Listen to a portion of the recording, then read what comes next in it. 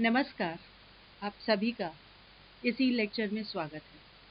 आज के हमारे इस ई लेक्चर का विषय है क्रिप्स मिशन 1942। ये क्रिप्स मिशन श्रृंखला के वीडियो का तीसरा भाग है। इस वीडियो के अंदर हम जानेंगे क्रिप्स मिशन प्रस्ताव क्या था। पिछले वीडियो में मैंने आपको बताया कि किस प्रकार सर स्टैफर्ड क्रिप्स के नेतृत्व में एक शिष्टमंडल 22 मार्च 1942 को भारत आया और 20 दिन यहाँ रुकने के बाद वो वापस इंग्लैंड चला गया। उन्होंने यहाँ की परिस्थिति को समझा।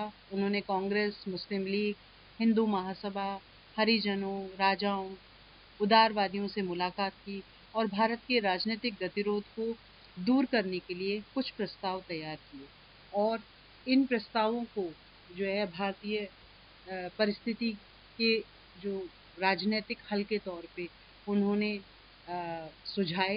ये सुझाव थे उनके। और आइए आज हम जानते हैं कि ये प्रस्ताव क्या थे। आइए अब हम जानते हैं कि क्रिप्स प्रस्ताव क्या थे और इनमें क्या महत्वपूर्ण सुझाव दिए गए।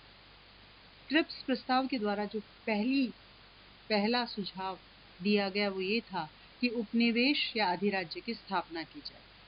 इसके प्रारूप में कहा गया कि सरकार को शीघ्र अतिशीघ्र स्वशासन के विकास के लिए निश्चित कदम उठाने होंगे।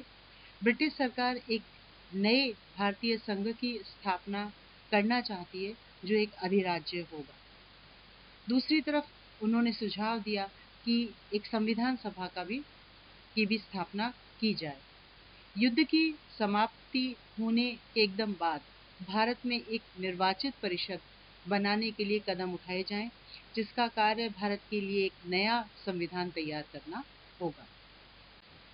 क्रिप्स प्रस्ताव में यह भी कहा गया कि संविधान सभा में भारतीय रियासतों को भी स्थान दिया जाएगा।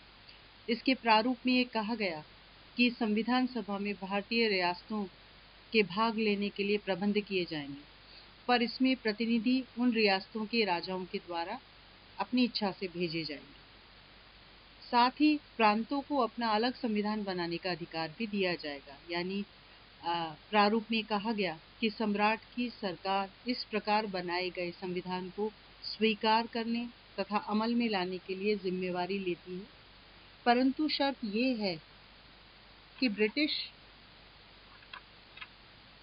भारत के जिन प्रांतों को ये नवीन संविधान पसंद न हो, वे अपनी वर्तमान संवैधानिक स्थिति को कायम रख सकेंगे। यदि वे प्रांत बाद में भारतीय संघ में शामिल होना चाहें तो वे बाद में शामिल हो सकते हैं। जो प्रांत भारत के नए संविधान को मानने और भारतीय संघ में शामिल होने के लिए तैयार होंगे, उन्हें भी अपने लिए एक नया संविधान बनाने का अधिकार होगा। इसकी स्थिति भी भारतीय संघ की तरह ही होगी। तीसरी चीज है कि संधि। सम्राट की सरकार तथा संविधान सभा में एक संधि होगी। संधि में उन सब मामलों का जिक्र किया जाएगा जो ब्रिटेन से भारत को शक्ति देने के कारण उत्पन्न होगी। ब्रिटिश सरकार ने अल्पसंख्यक वर्गों की रक्षा के लिए जो जो वचन दिए हैं, उन सब की रक्षा के लिए इसमें प्रबंध किए जाएंगे।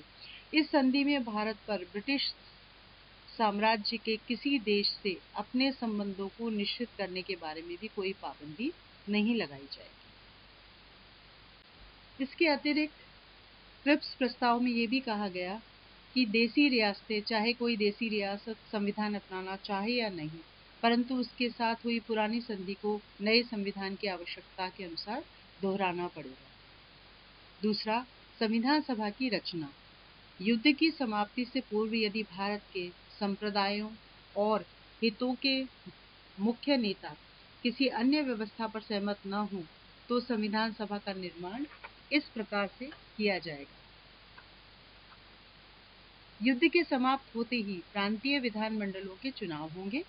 प्रांतीय विधानमंडलों के निचले सदन अर्थात विधानसभाएं आनुपातिक प्रतिनिधित्व पद्धति के अनुसार संविधान सभा का गठन करेंगी। संविधान सभा की संख्या चुनने वाली विधानसभाओं की संख्या का 10वां भाग होगी। भारतीय रियासतों को और प्रांतों को अपनी अपनी आबादी के अनुसार इसमें प्रतिनिधि भेजने का अधिकार होगा।